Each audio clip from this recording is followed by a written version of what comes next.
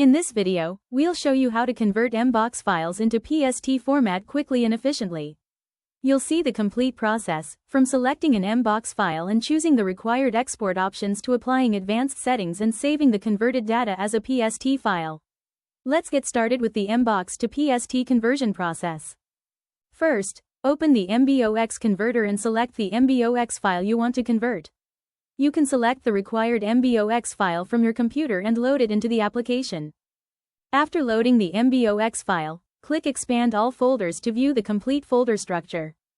Next, configure the settings. You can check Note on the left side of the page to know more about general and advanced settings. At the top of the page, you can select your preferred export format. Next, configure the general settings.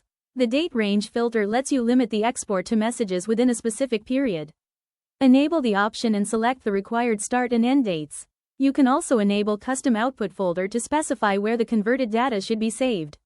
Finally, enable skip existing exports when you want the tool to avoid exporting files that have already been processed. The tool also provides export options for email clients, such as Microsoft 365. Next, configure the advanced settings.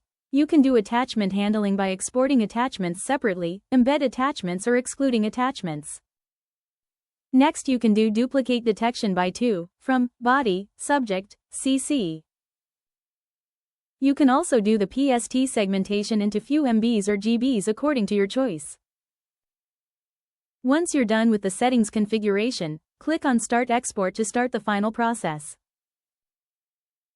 Once processing begins, you can check the processing status and execution time in the status bar. When the process completes, the status shows completed, and you are directed towards exported file. Now, you can check that the MBOX file has been into PST file by checking its properties.